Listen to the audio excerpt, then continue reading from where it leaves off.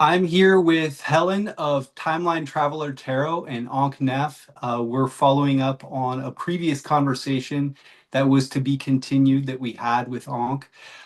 In it, she reached out to us originally because of a conversation Helen and I had about the potential role of AI in the future and what that might affect us with. And that snowballed into a conversation where Ankh wanted to get involved. Particularly, I think what interested her was the idea of quantum connection between us all. And she ended up interviewing me. There's an interview on my channel that you can check out. And this is following up on that. She also had an interview that Helen did with her. But we wanted to know more about Ankh and her perspective on quantum interrelation and just her general experiences. So I'll turn it over to you, Ankh. Thank you very much, Ryan, and I really appreciate to talk to you, to you, Ryan, to you, Helen, and I think it's amazing what you are, doing and what kind of room you are holding here to, share the opinions and the voices and the experience and the emotions.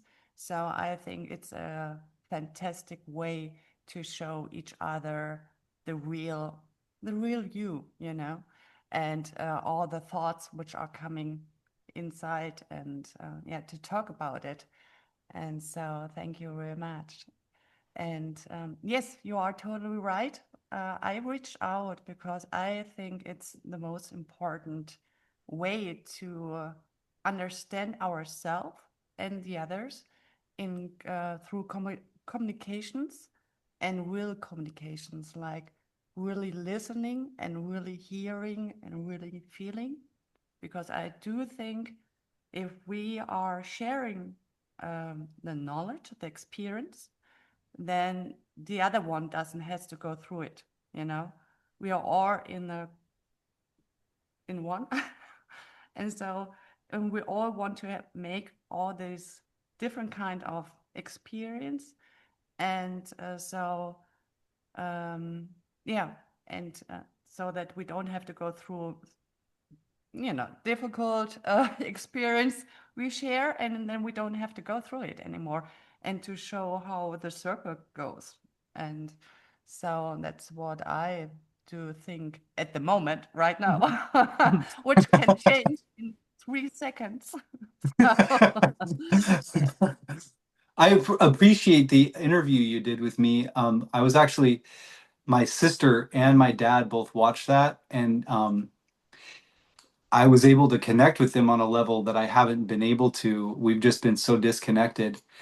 And it felt like I was able to be seen a little bit by two incredibly important people in my life. And so that idea of being vulnerable and sharing our stories, definitely something scary to do a little bit, um, especially when it's so personal.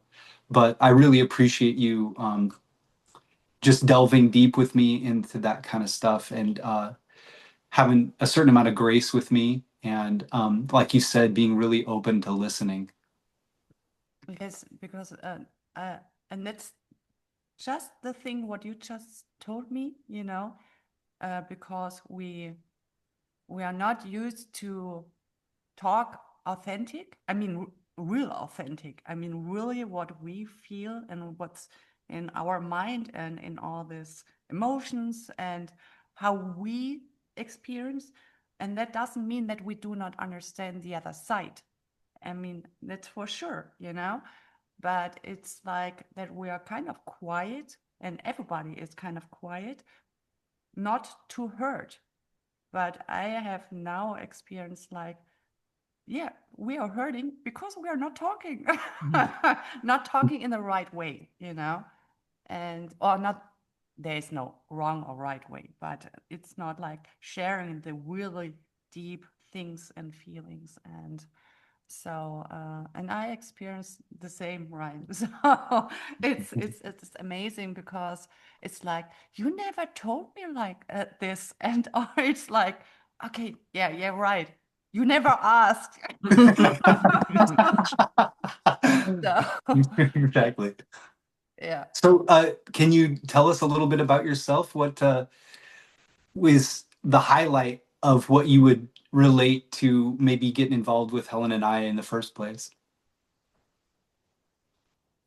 Well, okay, that's the thing. It's it's then when I get kind of knocked out, like with this question, because I get into it's the energetic way. It's there is no language, and that's that's the thing.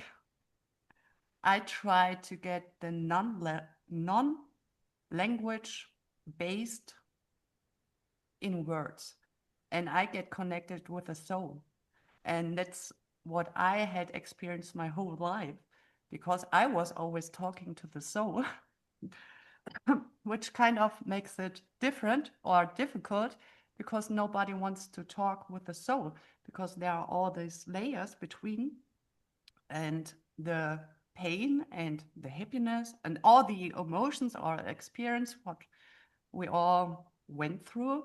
And so it was like finding out how can I act not to hurt, but get to the, I mean, kind of show there's your soul. There's your light. And, you know, and it's like, and we, and I was asking my, not my, our, the whole universe source, why it is like, why we are here and why do we talk at all? Because I don't want, I understand without talking, you know, it's like everybody's talking about the telepathy, and Telepathy, it's yeah. like, yeah, and it's like, well, we're doing it the whole time. Don't you understand?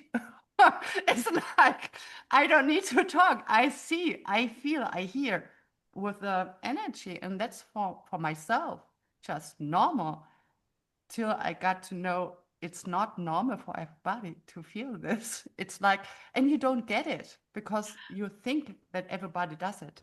I And wonder whether it is an issue of language, actually, and not in terms of the language, your native language or ours, but just in like what do we each mean if we were talking about a soul? And it might be quite different, you know. So, and because like the two sides of what you're just saying, on one side you're saying telepathy. I agree with you. I think we're all telepathically connected, and I think we're more connected to some people than others. That's what I sort of see with reading, but never.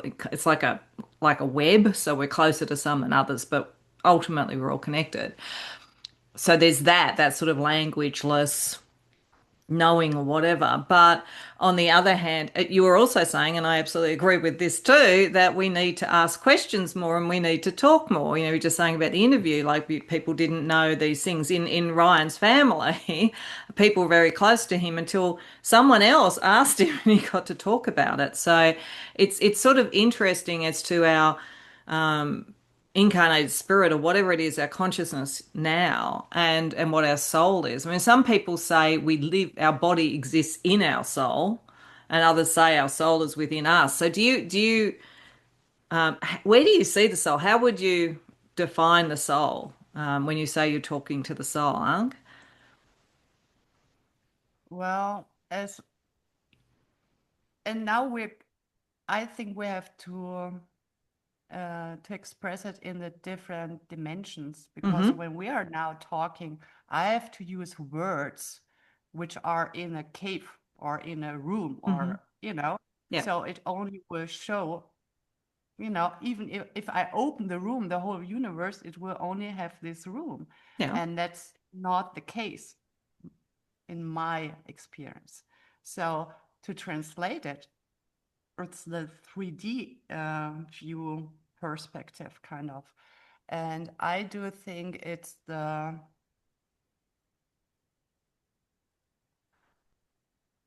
actually, when I got through all this, not all, I have tons of more. But when I lost myself, or my whole, you know, my old myself, I would say, and I got to feel it like in this way, when you, it's it's like you are everything and you're more than the universe. the universe is the already think what we already thought. So that's why the universe is growing, because we are getting so much consciousness, and that's why it's getting bigger and bigger. But that's from the human, from ourself, which creates it. And we are also outside of the universe. And when you flip it, then it's going back to itself. So we are kind of the point, everybody, but also the whole. So that's how I kind of experience or felt it or get the pictures or however. Yeah. I was So watching a couple of things that came up on YouTube. I don't know why, but they were Jim Carrey talking about his sort of spiritual experience. And in some ways, it sounds very similar because he says things like, I'm not Jim Carrey. I've played that role, and I'm no one really. And I kind of started watching them because I've always felt, as I said to you, Anke, in the interview you did with me. Which, by the way, if people want it, I can publish it. I just don't know if people will want to see it or not. But I'm happy to do that if you want. But I was just saying I relate to Arya Stark in Game of Thrones. The girl is no one, because the most profound spiritual experience I ever had, I think, was possibly a near death type of experience. I'm not sure exactly what it was, or astral travel, but I think I was in Hokmah in the Tree of Life, and my experience of it was similar in the sense of being no one, but instead of being everything, being infinitesimally small. And that, like, the vastness of the oil was almost alien. It was so vast. So it's sort of interesting the different ways, again, they're similar, but the kind of perspective or the way that we come at it, depending upon who you're talking about. So you were sort of saying you sort of feel like everything, and I kind of felt like such a tiny thing in everything. But I suspect they're kind of all the same thing, and whatever Jim Carrey was talking about was similar as well. Have you ever, Ryan, had an experience, anything like that, like a sense of where you fit in the all? Yeah. One of the things I was relating to what you were saying is I don't know if it's called body dysmorphia or Uh-huh. what, but the experience that you have when all of a sudden you feel incredibly large Oh, okay. or all of a sudden incredibly small. When I was a kid, I'd be laying in bed at night and feel that. And the dream that I had that really comes to mind the most that I've had uh, probably 10 years ago now, I imagine. But it involved being in this A-frame house that I lived in at the time, and the ceiling opened up, and it was like the earth became really small underneath my feet, and it was like looking at the stars. It felt like I was this kind of telescope, and just to look at a star, it felt like it was there. It was felt like hardly any distance, that just by turning attention toward a certain area in space you could, like a telescope could do, zoom in, but just as if you were actually there. um that might be one of the closest things, other than just the sense of, um in general, like having this conversation, in Anka, you bringing up uh the idea of feeling the energy and everything like that, but thinking of things in terms of almost synapses in a large brain or something, where um, the part of the whole that I don't understand is going to come from various parts of it being all of you. Um, and that too closely attaching to the perspective of just the self that separates from the rest, um, coming into wonder, I guess, into the space of that connection point between that we all have, and kind of more that between space rather than the each individual. And in that, it feels a little bit like an octopus. I heard that octopus, they have in each of their little tentacles kind of like little miniature brains, Wow. and each thing kind of coordinates with the rest of the animal, and it's a whole animal, but each of them do their own little different brain works. And I suppose in the human body, it's a very similar thing going on. But Yeah, even just doing a little visualization like that makes me at least wonder. Wonder what? Uh, I guess just that general sense of wonder. It puts me into a That's a state of wonder. paradox. Okay. So I was just yeah, conscious about wonder. So uh, now I'm interested, do you art as I mean, do you still question yourself? It's like, or do you think you have the answer, or and you just don't want to hear the answer right now? I mean, that's kind of a different kind of topic, you know. You know you have the answer, but you don't want to listen, or not. You are not ready for the answer, or it's like, or do you, as a, do you already have this feeling about you already are the answer? Right? Can I just jump in and say Or I don't Helen? think I have any answers. Yeah. I don't think I know anything. I don't think any of us know anything. I mean, like, because, depending upon who you listen to, this could all be a complete illusion. We could be in the Matrix. It could be all very real. I don't know. But I think that one of the brilliant things about our experience is that we do get to experience so much and we do get to explore. And that's probably, they say the journey is more important than the destination. It's kind of like that. But yeah, I don't feel I have the answers. I don't even know what the right questions are, actually. Ryan, what Yeah, about no, you?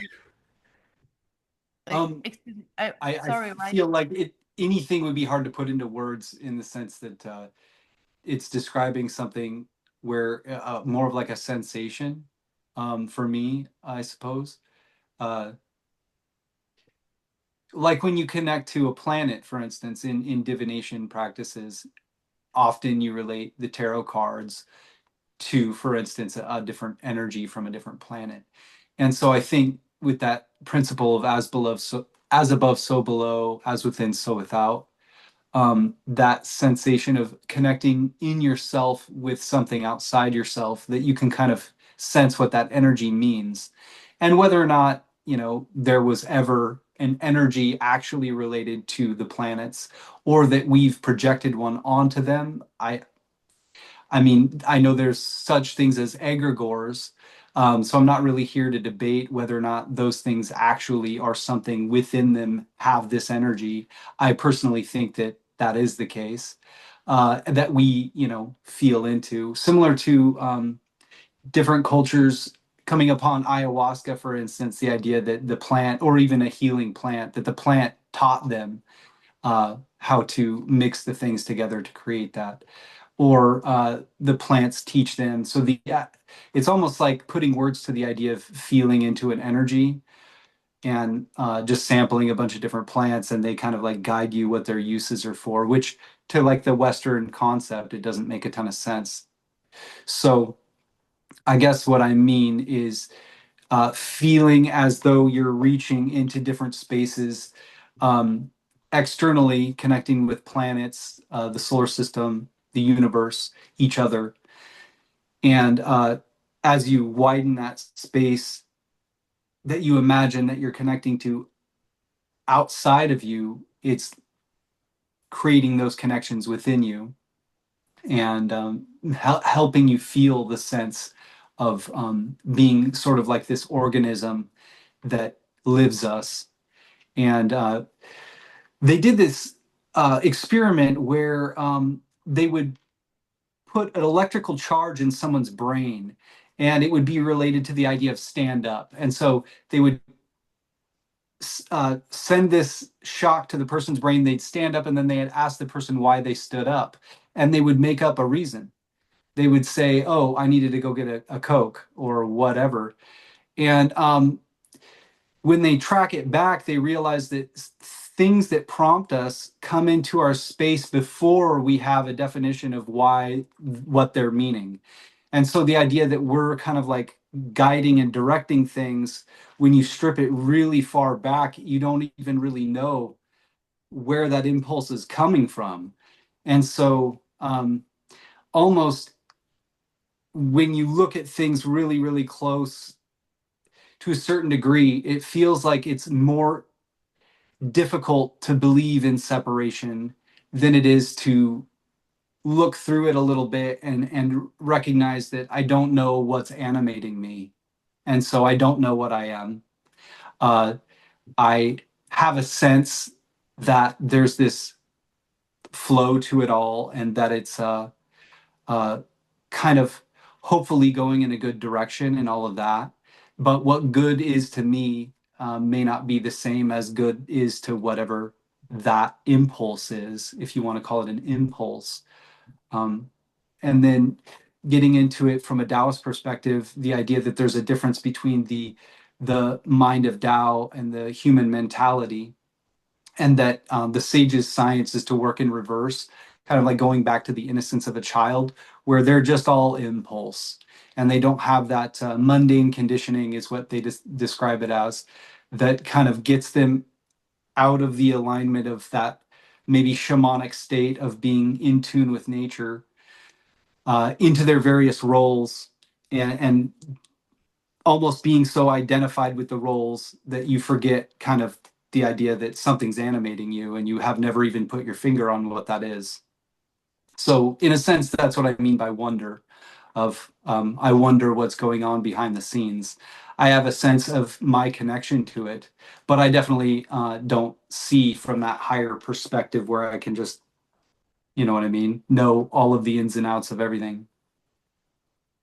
And I Yeah, don't know if that comes with it ever. I don't know uh, no, where I don't consciousness is think heading. so. I think you just stop asking, it's like you just stop asking because you know that you don't know. And it comes like how it's supposed to come. And it's like we are not controlling, we're not whatever. It's just always the right time, always the right thing. And it's like, and you cannot fail it, even it looks like it. Or, it's like it is perfect in this moment. And so that's kind of how I kind of kind to live my life. We are all humans. We all have the same uh, thinkings, tasks, feelings, and going through the same process. Like growing up, being in an adult life, whatever that means, and then getting old. It's like it's the whole circle. It's like, and it will go on, and we only are right now, I do think, in this kind of really important time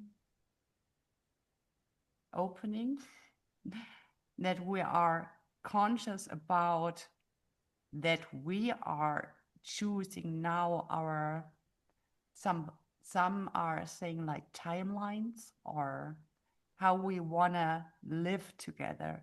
And that's the first thing why we are got to talk to each other, how we want to live together, how do we want to be connected together. And we do not know, if we don't talk about it, how do you want to live. Ryan, Helen, how do you wish how we live in the future, or not in Well, the future, but if you can. I would like to see freedom and mutual respect and kindness and honor. But what really fascinates me listening to this conversation is partly what kind of like triggered the original discussion was talking about AI, and talking about, I guess, also some of the not so wonderful places we could end up with that, and whether we're in a spiritual war, and if we are, what does that mean, or are we, or is that just wrong? It's like in your kind of scheme. Actually, I'll ask each of you. I'll start with you, Anke, and then Ryan, tell me what you think. But like, does evil exist? If so, what is it? Like, is it like Thomas Aquinas says, just misdirected good, or is it something that is external? And is there something in your frameworks, the way that you each view this, that sees external entities to the human consciousness. If all the human consciousness is together, is there external entities to that, or is it all just parts of humanity and how we're interacting with each other, I guess? So is there an external force both for good and for potentially ill? Is there evil? Like those sort of things. Are we in a spiritual war, I guess? So, Anke, what would you say about that concept? Well, I do have there a really clear answer for Mhm. myself. Yeah, good. And uh, the words we use for dark energies, devil, whatever, these kind of words, these are all, and please listen to the whole story, because if you just get this one, then you will not understand what I mean when I'm No, go, talking no, about go it. for it. And it's like we are all, yes, it's true, and there are different kind of darkness, or the energy material think, not think, but it's like there are different kind of energies, and they are having different kind of powers, or in the strength. But it all comes from ourselves, because we were creating that with our mind, with our we couldn't think about it, or feel it about it, or touch it. It's our kind of, we created from our self. And I do, and that's the thing, we want to kind of uh, get to lose this darkness and or this heaviness, and that's an illusion too. I think it's like, yes, but it's like, we are all, there is no dark and there is no light. We, as a human, we want to have like dark light. It's the polarity, the duality, the whole thing. But it's not, if you put everything together, and that's okay, that was kind of my experience when I got to the black hole, because I felt like a light. And what happens when I go through the black hole? And that's what it, there is no, if the word light is associated with the sun and the frequency, but the light, and I do think there is no exact word right now for the word what I tried to explain.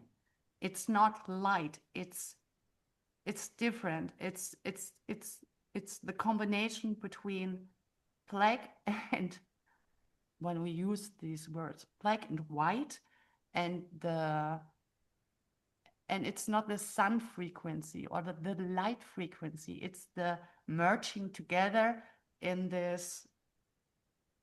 There is no like there is no what I can how I can explain it in a further way, or to I don't have these words for it, but I don't think it's, I don't feel it anymore like this. I mean, that doesn't mean I don't feel heavy energies, and that we can, can transmute it and not neutralize it, like in the matrix or in the quantum field or in the energy fields, that we can, smooth it, and to reboot, how some people like talking about, like the computer stuff, like clearing. Yes, that's all. I go with this. Mhm. But actually, we're all, there is no, if we don't put this mindset, and then we're getting to the mind, that's the thing. We are all in these different kind of consciousness talking ways, where we're switching from mindset, emotional set, into the energetic way. And that's what kind of squeezed up, because we are all, well, I do. I'm changing the different kind of perspectives from the bigger view to the smallest view, and that's why I get sometimes lost, or not Yeah, not and it not makes lost, sense. but it's but kind of, what she's talking about. Because No, I no, have no. this. It makes sense. Don't worry. What you're saying makes Yeah. sense. So don't worry about So, that. What so about what do you, you Ryan? think What do about you it? feel? I guess I feel as though it's kind of like differences in correlation of things and how they vibrate together, maybe, for lack of a better way to describe it. If you put it in the idea of a perfectly stacked I Ching hexagram, there's like ideal configurations, and different parts of the hexagram work best with other parts that are their opposite. And so you can also think of it like a DNA strand, and how things want to sort of pull together in the ideal uh, combinations. And it's almost like life is kind of magnetizing itself together to do something. Um, I mean, from maybe our understanding of there never being life up till a certain point, and then all of a sudden we're having this conversation, however many billions of years, wherever any of this, if it even did start, or if we're in some sort of cyclical, infinite loop. I don't know. But there does appear to be this kind of like a coming together and doing things, and more complicated and higher consciousness level tasks and orientations, until things get incredibly complex, but obviously they still need to harmonize and work together. And so um, I picture it being kind of like a psychological sickness in how things interrelate, as to describe maybe the idea of evil, and that things like the idea of the horror movies where the ghost always wants their murder to be solved, and then everything's not all horror movies, but some of them, uh, kind of that kind of an idea where, not that we need to go about getting revenge or anything like that, but the idea of sorting out disunion and creating harmony and balance, rather than imbalance. So Right. if I'm hearing you both correctly, it both sounds like in your schema, like it's part of us. It is like the Thomas Aquinas misdirected good. It's like if I've heard you both correctly, so it's like that we are this mass consciousness, and sometimes it gets a bit sick, as you said, Ryan, as a way of doing it, or like the dark or heavy energies or whatever that you said. I just wanted to understand that because like I don't know where I sit on this, to be honest. Probably in my younger days, I would have agreed entirely and gone, yeah, yeah, yeah. But I don't know whether I told you about this, Anke, in the interview, or whether I talked to somebody else about it recently. But I had a dream when I was around about 18, 19, about a nurse who was taken out to dinner by these young interns. And then I felt her absolute terror, like absolute terror. And then I saw her body with her head chopped off and her hands chopped off. You don't look like you remember this. I must have been telling somewhere else. And a couple of days later, there was a thing in the paper about a nurse that was found and it was in a forest area, found in the forest area here in Sydney, with the head chopped off and the hands chopped off. And they thought that people with medical training had done it. So I think I was actually taken by my guide to actually experience that, to to understand that there is darkness, like it does actually exist. It's a palpable thing. And that the one thing, freedom, because I would be going, oh yeah, freedom and intellectual thought and like all that kind of thing is what matters.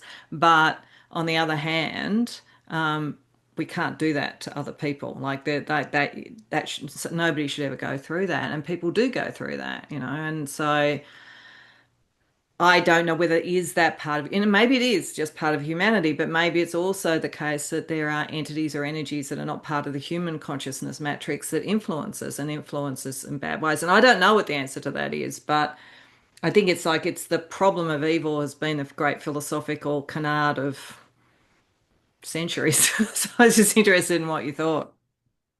Well, I do have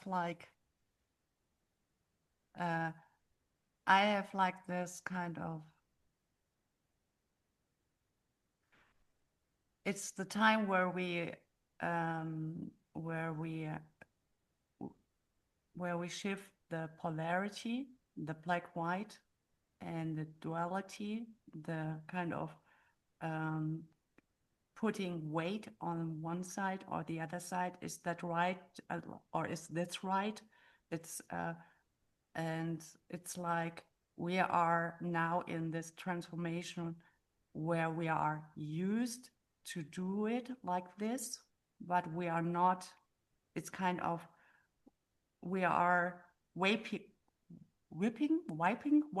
it through, and that's how I kind of get my informations how to transform this kind of mindset, because I do really understand how when you are talking about this and having this experience and it's seeing it in kind of or reading it in a real life, and I that's horrible, you know. And still Far more it's horrible like, for her than for me, by the way. But anyway, yeah. well, but if you are listening, but you get Mm, connected, mm, you know it. I yeah. mean, that's the informations. The Mm, informations are flowing like this. yeah. That's why it's like we're all getting. That's why we're all connected. We're all having this all um, kind of feeling of right and bad. Or, but I do really think it's now the time where we kind of getting higher, whatever that means, the higher or whatever, we are letting this loose, the black and white, the to what I want to say with that, I do understand the person who did that. I can feel him. I know exactly what he did, why he did it. And nobody, it's like we see the victim, and it's the 3 point series, like victimhood, then the helper, and the, how you say it, the who's doing it. I don't know in The English. perpetrator, yeah. I mean, yeah. And we are going, I do think, outside of this box. You know, we were all time, because of the war and all this experience, we are in this circle. But now we are going out of this kind of circle to get to the new one. And that means to understand the person who did that, because, and in my experience, I really had really many persons in my life in all different kind of shapes and whatever, and it's all the same. It's all the same, and it does. And even the psychologists say there are the ones they are having no feelings. That's not true. It needs time. And it's not the word what we like to hear, because it's like, I think it, I want it now. And but in the human body, it's time is a different kind of word. And what we do not understand, that the time phrases in them to connect, it's it just needs time, much time, and much kind of different kind of frequencies to get to the person. And I do know, not, I know, not to know. It's the thing it's, I could not give you any, well, it doesn't, I know it because I know it, not to know it. I don't know. That's how it feels like. And not feel like. It's my experience too, because I really was with kind of dark people together, and they all lighten up if you take time and just be there. And then they lighten up, even the ones who are the worst ones. Yeah.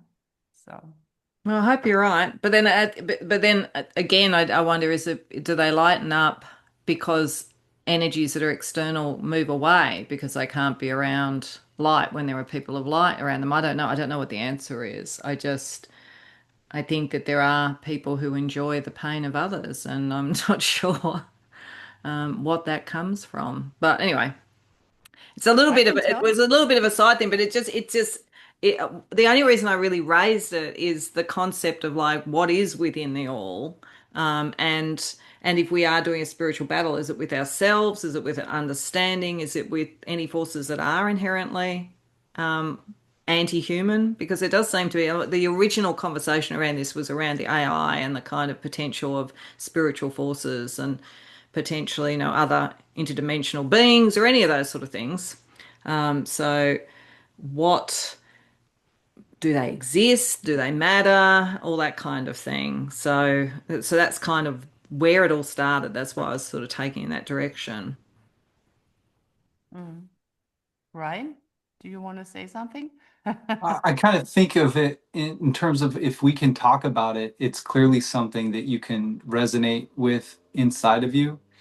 And I feel like we all have the sense of self-destruction at times, and maybe even a sense of self-destruction without even knowing where it's coming from or why it's creating that in our lives. Uh, but with that principle of as above, so below, and that kind of connecting, um, touching a space of that kind of event is awful, and it would be terrible to live through, clearly, or be have that be your last experience. Um, but yeah, that's kind of my perspective is maybe we're all dealing with a sort of um, questioning why we're here.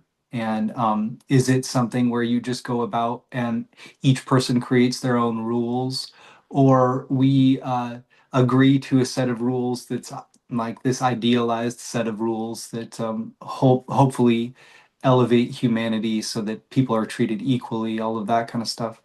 And then thinking about it in terms of, I like to relate it to the idea of a collective unconscious, Jung's kind of concept, and dealing with it there in the sense that already in psychological terms, you're able to understand and process the idea of everybody having access to the same space. And if there's a pollution there, it's bound to affect all of us. And if we all can sense into those spaces, then yeah, I would think that an imbalance that affects one affects the all, and that maybe it is kind of a collective task to address. And just as it is something that obviously needs to be dealt with in various ways externally, potentially maybe a more quick route or more holistic route and prolonged effects that go for like the greater goal of goodness and well-being to all would be to kind of go inward and deal with things regardless of the external situations that are around us, and almost instead of uh, feeling like we're incredibly limited in situations that other people are putting on us, we may be, but also um, what are we learning through those times, and how can we continually process and go through that kind of transmutation of those things and the alchemical work through our life experiences, and with whatever access we have to that deep well of collective unconscious, um, how can we contribute to maybe bringing some things that are under pressure out and really looking at them deeply, instead of that idea that if it's evil or something pops out that you um, react rather than trying to, like Ankh says, I suppose, understand and figure out why that's a reoccurrence, instead of kind of trying to like maybe shove it down. Maybe part of the And problem. Oh, sorry. oh no, that's pretty much the end of my train of thought. I was going, sorry, yeah, I thought you were finishing and then I cut across you. Sorry. Um, Maybe part of the problem is the word evil because it's an incredibly loaded word, but um, what sort of occurs to me is that, it's the old philosophical thing, which is that we only have our own experience. Even like the Mhm. external world, I can knock on the table in front of me and I have the experience of knocking on the table, but that doesn't necessarily prove there's a table. And if you get into quantum physics, it'll tell you there isn't.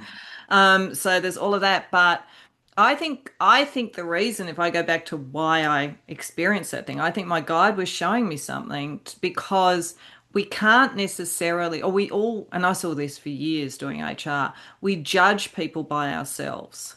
So if we are basically well-meaning, it's very hard to get into the mind or to understand someone who maybe isn't well-meaning, for whatever reason, whatever the hurt was or the damage was or whatever. So and even the way we're discussing, we're probably all very good examples of that because we're all coming from our experience and therefore what we would sort of see in others from what we see in ourselves. I don't know what it says about me that I'm the one who has the darkest view here, but anyway. But I think I was shown it, and was shown it to understand that, to understand the real world implications. So you can have some sympathy for people who are that broken that they do that sort of stuff, certainly, but still, the greater sympathy probably should be for the person who is the victim. So yeah, I don't know.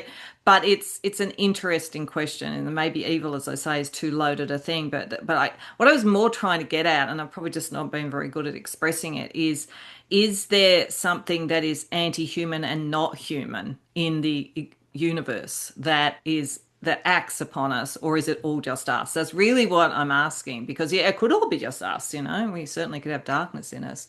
But sometimes, and I certainly talk with people who believe in angels. I believe in angels, just for the record, and so forth. And they're to me very separate entities to humans, but part of a bigger fabric. But that's just the way I see it. Doesn't mean it's right. But yeah, I guess that's really what I was asking. Like where you both sit on that, like whether it's all just part of the same thing and it's just words and it really doesn't make any difference, or whether there are different species, I guess, that may or may not, from their perspective, they may be anti-human, but that might be a very reasonable thing from their perspective. So, Ryan, do you want to start?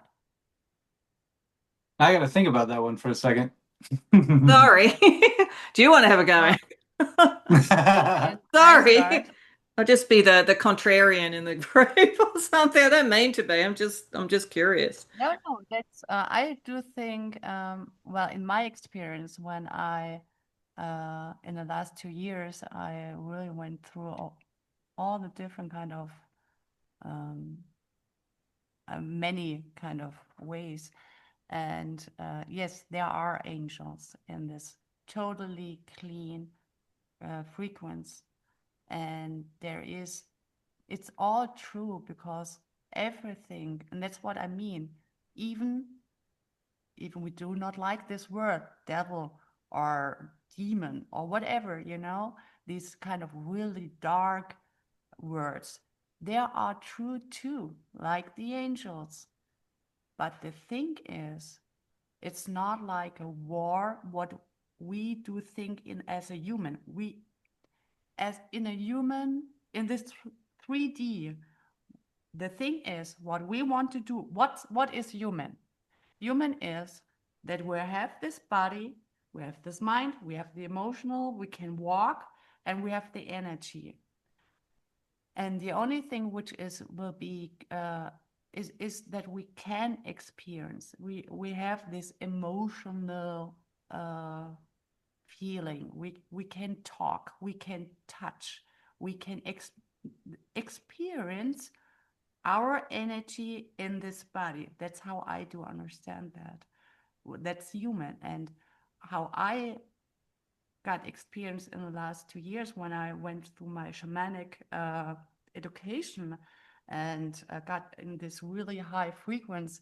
And it's not with any substances. It's I can push myself in the angelic frequency. I get and it's a difference when I get the medium, when I talk, when a medium wants to talk through me, And if I am myself the angelic person, and I had this experience last year where really many people were like saying, "You are an angel," because they could see, feel it, see it. I mean, really see it, because I was in this really high frequency. But that means for myself, I'm to be in this high frequency. I do not eat anymore. And it's not that I lose weight. I just breathe we call it light inside. And it's the only thing what I do is like drink water. And then I'm really in this high frequency.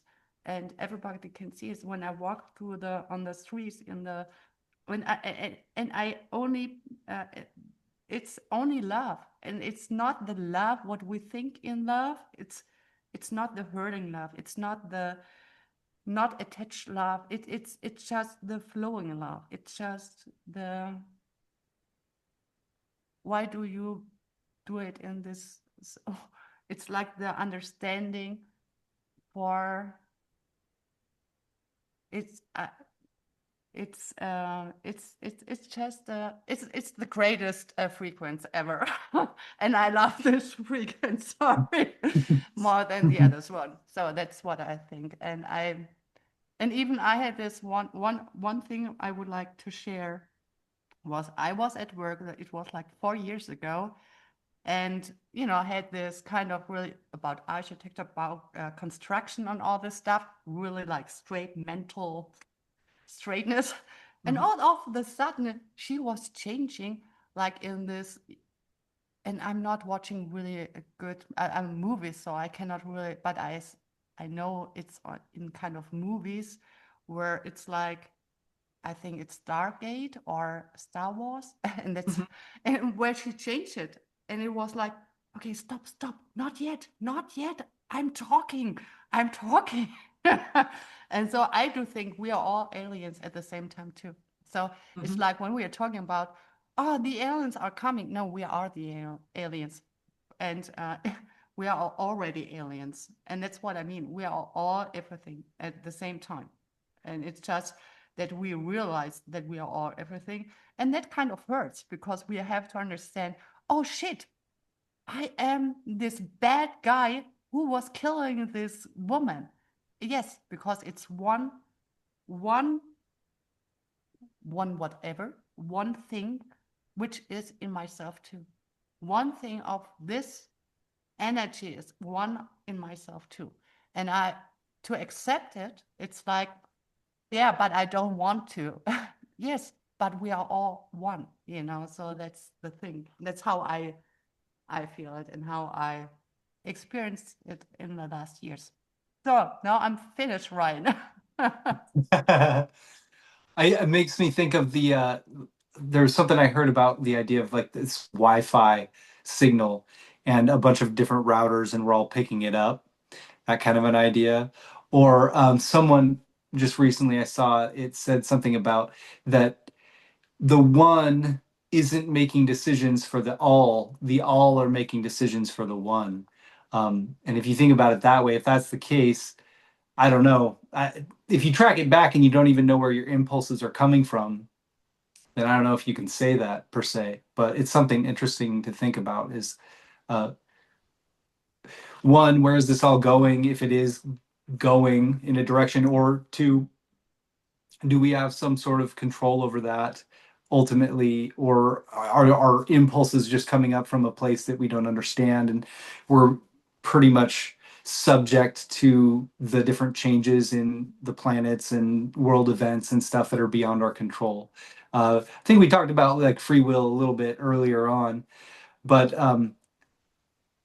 peeling things back, it's almost like you said, having everything within yourself. If you're tuning in to any different frequency, that's what I imagine is that we're kind of this, like that squid that changes color all the time and it's constantly doing this thing. It's like, what really are you? You can have any kind of thing come through you, and what you are personality wise is largely just due to environment and heredity and a lot of these things that you don't necessarily think of yourself as. And you think of yourself as being a lot more deep than that, and that part of you that you see as deeper than that, I think, is that kind of like what's they might call like the witness behind all of the things, or the awareness that's kind of playing with this interconnected dreamscape stuff that we're doing. And um, I do have like a definite concern about where things are going, but also that makes me very excited about feeling into that space and talking about it and bringing it forward a little bit, and feeling like both a sense that uh, maybe we do a little bit more worrying than absolutely necessary, but also the sense of having a certain amount of responsibility to kind of bring awareness, at least to the very minimum, toward maybe the idea of a reality that none of us can really define, but we do know is beneath all of us, that animates us, and it could disappear in a single moment since we don't really know where it's coming from. And potentially, I think Deepak Chakra talks about, I just said his name correctly the first time and incorrectly the second, but it pulsating in and out of existence, like everything, like that idea of the Big Bang, but that happening just constantly. And so, in that kind of sense, having the perspective of us just being on the precipice of this unfolding event that we potentially have a great deal of control over, and potentially don't know what energy is animating us, that is the thing that's propelling all of this. I So, find, yeah, any I thoughts find, on that? yeah, I find it really interesting. Like, um, that almost starting from exactly the same point, like one can have such a different way of looking at things. Because a couple of things, like you sort of said the thing about hereditary and all that kind of thing. And I'm just thinking, like, at the moment, because of a wonderful thing in my life, I'm the sort of the honorary grandma to a couple of little girls and the family that I live with. And they are so different. They like when you see little children, you really see it. Like there's a personality that is there that really isn't hereditary. Like it isn't like, oh, it's just in the same family or whatever. Like that, we are all very unique and we are all very individual. At the same time that we could be part of one big thing, we are like a spark within that, and there is a lot of difference that is something that means something. And I kind of think of it as analogous to if my whole body was like a representation of the all, for instance, then I have a big toe, and my big toe's job is to be a good big toe. It's not to be a thumb or to be an eye or something like that. So I think I kind of see it as we're all part of the all as a complete entity, but we are different parts of that, and we have different functions and we have different things to do. And then potentially sort of getting to where things go off the rails or are not particularly healthy. Like, my big toe could, God forbid, get gangrene or something, have to be chopped off. But it wouldn't necessarily affect my thumb or my eye or whatever. Like, so it's sort of like, yes, they're all part of me, so they're all part of whatever that representation of the all is, but they're all very different as well. And they all have different ways that they could go off the rails, I guess. But it's really fascinating. This is what's really good about this kind of thing, to get together and have a conversation, because it's sort of like, on one level, there's quite a agreement, I think, between us, but on another level, there's just such different perspectives on how that actually plays out. And I guess I'm just always the person who thinks at the end, I don't know.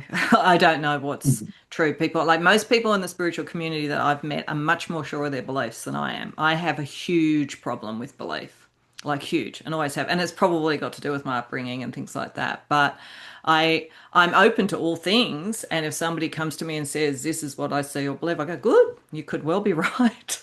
But yeah, I don't know how to get to belief. For both of you, I mean, do you find it hard to get to belief? Anke, I get the feeling that you actually have a very strong belief, which I admire. I just don't know how to get there, but I admire it. But But yeah, it's interesting to know how much there's belief and how much it's just kind of theories. So maybe one at a time would be interesting to hear. Yeah, so belief is, that's what I mean. I don't need words. It's not the word belief. It's different. It's not Belief a, is just a word is just to try and give a yeah, I know, concept, but it's it's not, don't worry not about the word. for my, yeah, but see, that's actually, that's one of the things why I really appreciate to talk with you, because it's kind of forcing myself to talk, because I don't want I don't want to talk.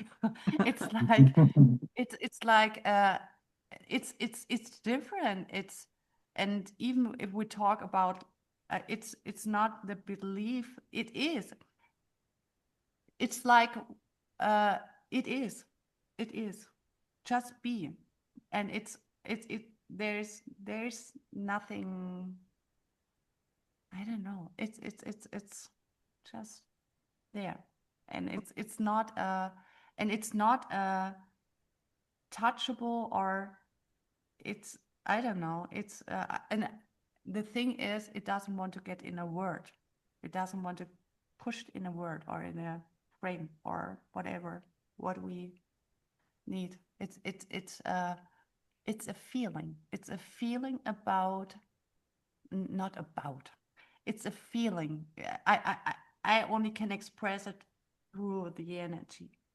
It's the energy, and that's what it makes it whole, complete in the wholeness. But for you, maybe belief is the wrong word. Maybe like you're not separate from your experience of it. So you like as I say, for me, because I have a problem with belief, I always feel like one step separate from anything. And it's sort of like, do I think that's actually true, or do I think I've imagined it or whatever? So yeah, that's what I kind of mean. Like that you can get into the semantics of it and say, what is a belief? But I guess to me a belief is being sure of something. And like social, maybe you don't need words. No, I don't think nothing is sure. Nothing. I mean, Okay. that's the thing, If you look at the mathematic physics, it's like, oh yes, oh yeah, right. It's like, no, forget it. It is always this time right till it is uh, switched. It's like with the best way, I think it's like thinking the Earth is flat, and then we realize, oh, it's not flat. It's Well, that's one of the reasons I have a problem with belief. it's like, yeah, and we are right now in this point where we all flip the whole consciousness. Yeah, we always thought, oh, we are living on a on the earth, and wow, and now we realize, oh wow, it's totally different. It's this kind of shaking up, I do think, in our human development. And that's why we are so struggling, because, oh my God, what is real and what is not real? And what is? And what is the number? And what is the word? And everything, well, what is? It's like this kind of struggle. I think it's funny, because I can just laugh about myself, because, it's, we are humans. It's like, oh my God, did I say something like that? I don't think that anymore. It's like, just forget it. Just forget it. Yeah, What that's about how you, I. Ryan? Do you have beliefs? Like, or where do you sit on that? Oh yeah, Um, right. I did a lot of study when you and I talked, Anka, with that interview that you did with me. I was talking about. I'll just say I had over $10,000 invested into this Logos Bible software program where you could integrate all of your different Bible study books and look things up with like a Google search engine style within this program. And I used to do a lot of study really in depth, and I would do it late at night sometimes. And I started certain times I would study so into a particular area that I would almost have this kind of like euphoria state occur. And I suppose I used to write music late at night, and that was the most success that I had writing music too. But I've heard that a lot of different people would have these kind of sparks of inspiration occur when they're kind of in that space. Um, but a lot of the work I still do, be it in meditation or doing I Ching work, is in that space as well. But I feel as though I'm kind of sensing my way, like this kind of blind uh, sea cucumber into the ethereal space, or whatever you call it. The what do they call that?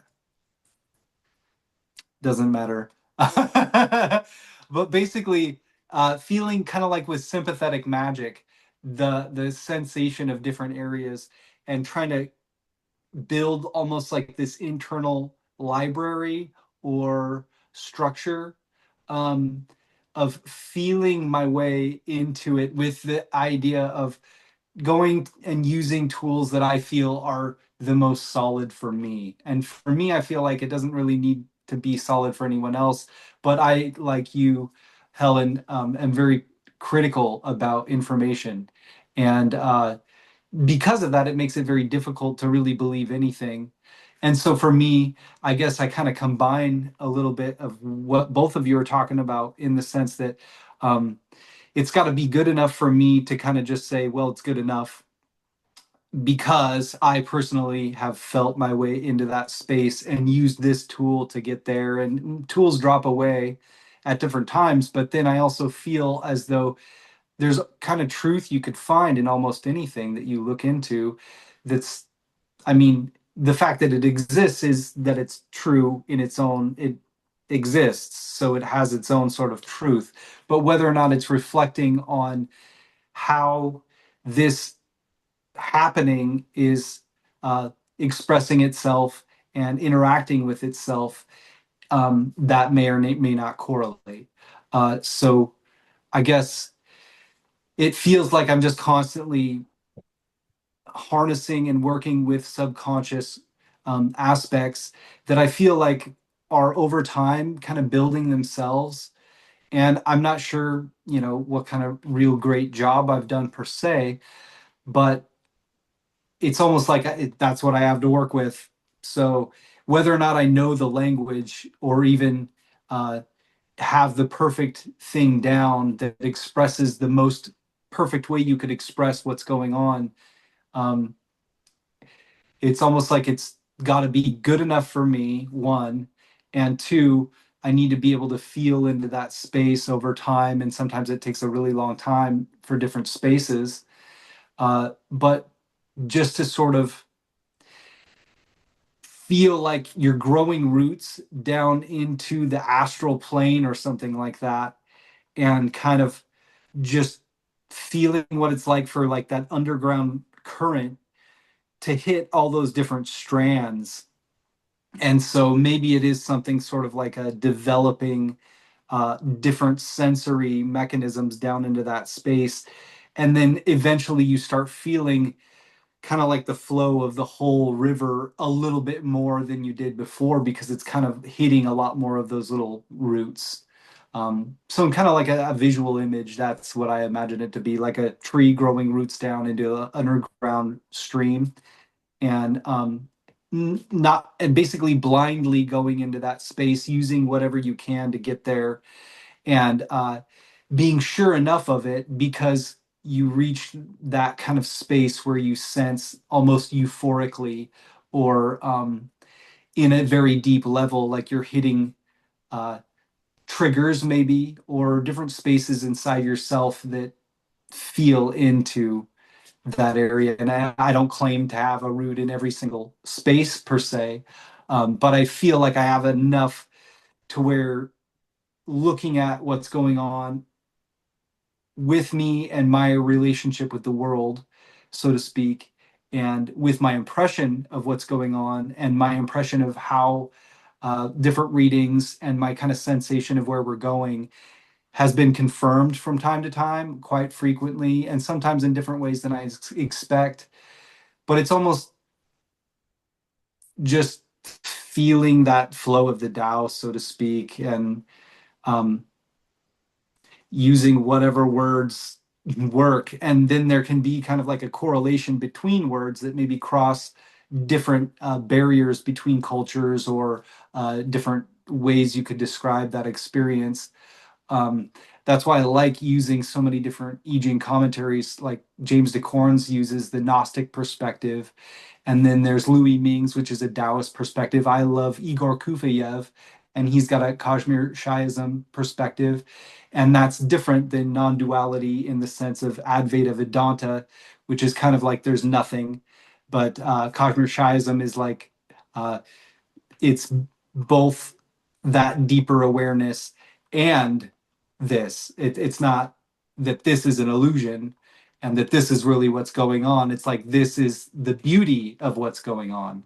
And then when you have those working together, like the kind of like the projector projecting from behind and the screen itself, both kind of interacting together and working in harmony, is when you get that kind of beautiful uh, balance of the human mentality and the mind of Tao, and that there's got to be that kind of mutual going into the space of the moment, in order to meet that space with what it requires. And that's going to sound, you have different words for each person, but I feel it as more of like trying to connect through sympathetic magic and hopscotch between words, to where you can kind of feel out a sense of all of that space and build yourself kind of like this mandala, where the center, boom, this connects all of the points. And anything we could talk about or describe is going to have some sort of correlation on this big giant mandala that fits on some sort of part of it. And so that, I guess, is what I would say about what you brought up, Helen, is um, whether or not anything's outside of us, is that, and that each person has their own unique flavor and are definitely most uniquely them. And maybe that's kind of the universe expressing itself in this kind of 5D, maybe, I don't know, however many dimension mandala that's going on.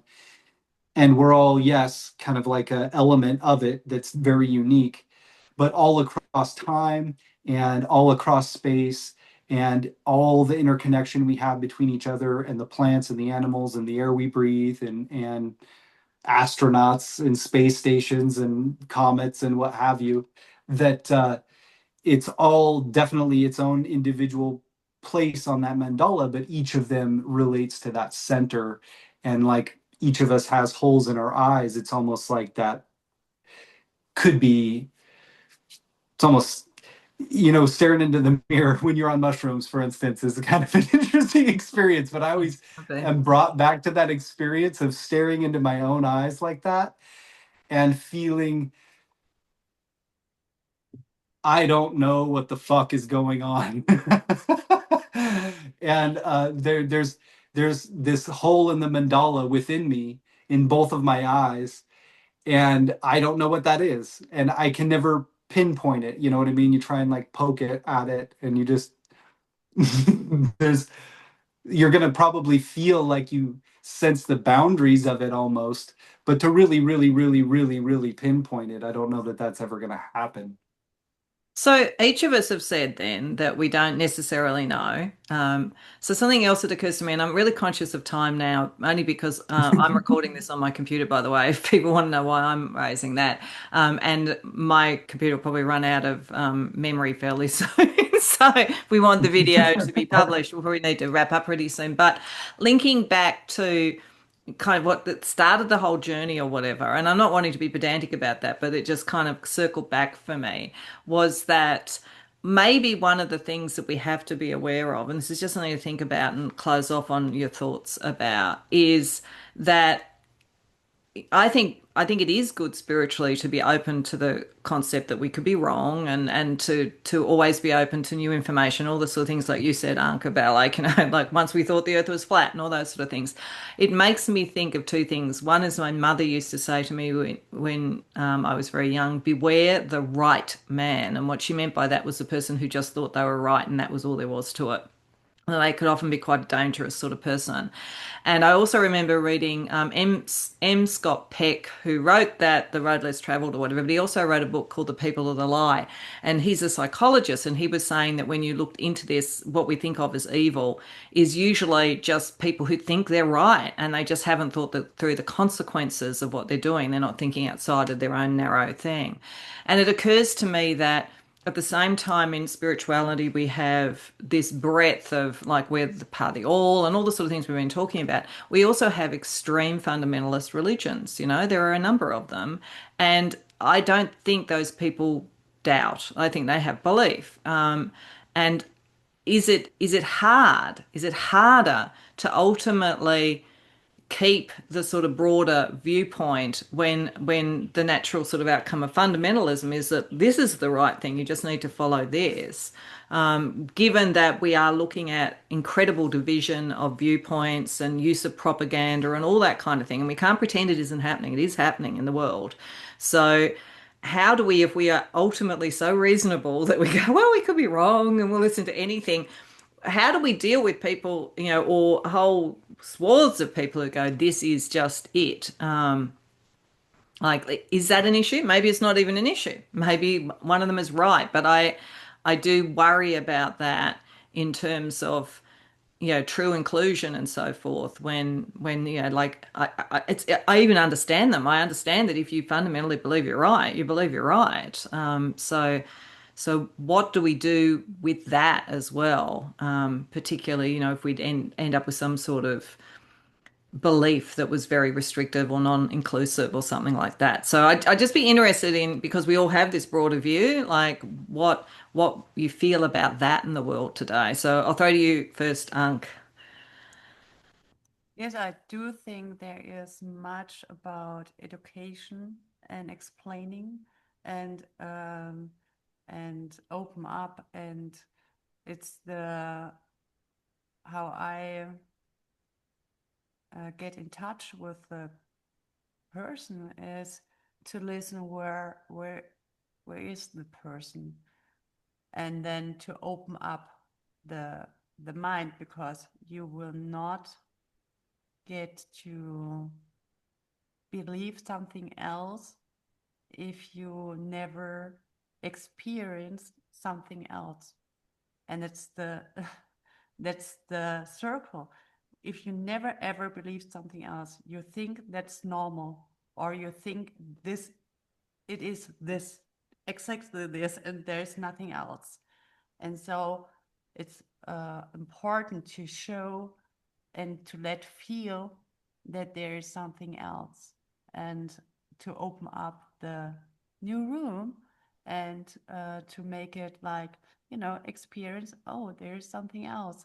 And it's just, I do think if you open one time one room, that kind of really like, oh, it is there is something more, you know, then there is this development feeling or experience, and then we open up and then realize, oh damn, I didn't know, oh that's right, oh wow, you know, then you start kind of reflecting yourself, reflecting the outside inside, and then it comes to connection. And yeah, I do think it's really important at our education, at our schools, to put this individual reflection knowledge into this, into the school system.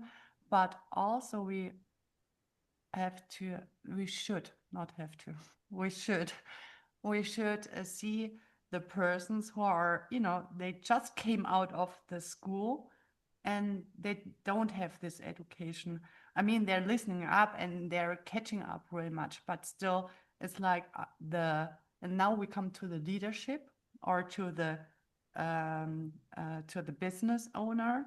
they do have the kind of,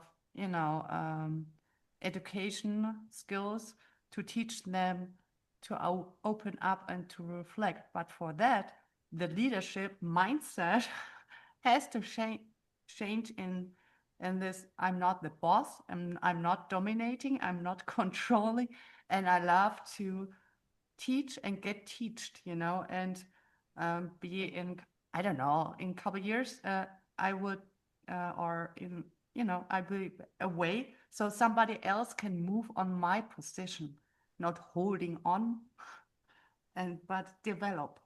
Mm. And so that's what I wish for Germany, at least, because it's so structured and so leadered. It's like this. There should supposed to be something new, but it's coming, so I'm amazed. What do you think? Yeah.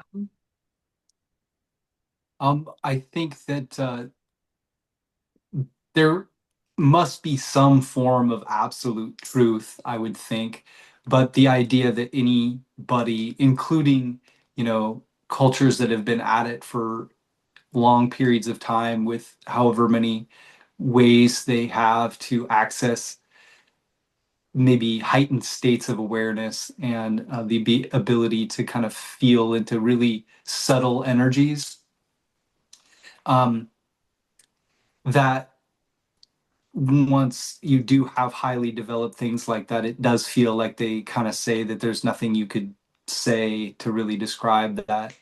Um, I like Yuji Krishnamurti. I believe it's him who didn't even really have a framework that he felt he could propel exactly. I know that he kind of hovers around in that Advaita Vedanta area, I believe, but I like when people would go and ask him questions, he would basically tell people that there was no way he could describe to them uh, or give them the experience that he had.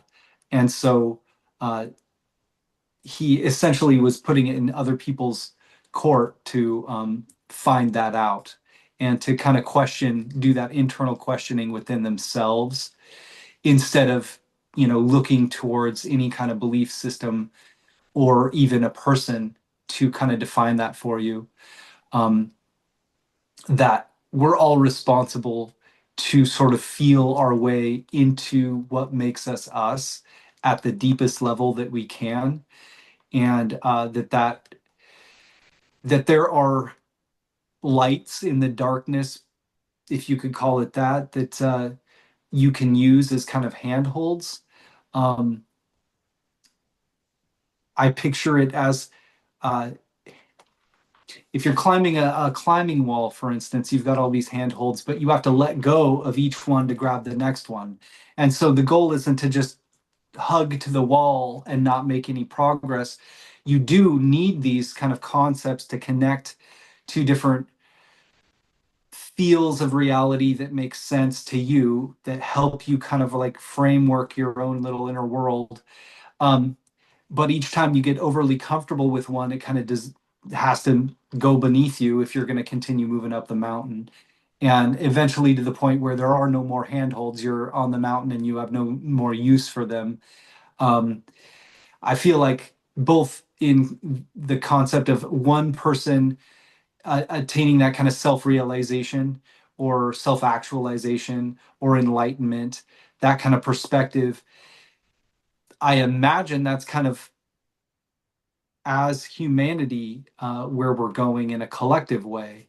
And I feel like that gets into the realm where words don't really describe it. They can kind of be like handholds on the mountain, or these points that you're gripping that help you because it feels like you're getting a feel for something until they start being redundant and not needed anymore, for I guess lack of a better way to describe it. But yeah, I hope that what this is doing is kind of like a spiral upward, and that we might be going through periods of time that are terrifying, and yet hopefully the goal of what's behind all of this is to develop and come into a space where we can maybe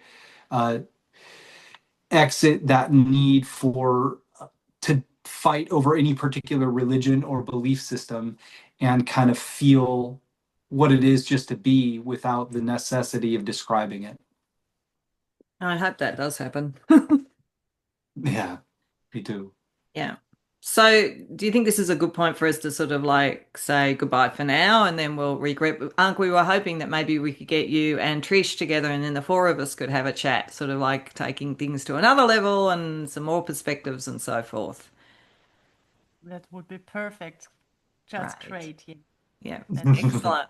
Okay. I'll try not to be. I feel like I'm the contrarian doom agent in these conversations. Yeah. I'll try to be a little bit more light side or something in future conversation. But How you just boring would a conversation be if we all just patted each other on the back? well, I guess that's true, but like it's actually it's kind of a compliment to you guys because it makes you make me think. So I go off on tangents or whatever. But yeah, very interesting. So just conscious of the time as I say, so maybe if we just say goodbye now, I'll stop the recording and hopefully, as we said before, if you want to be involved, let us know. Sounds Thank great. you. Okay. Thank See you, you everybody. later. Bye Bye. bye, everyone.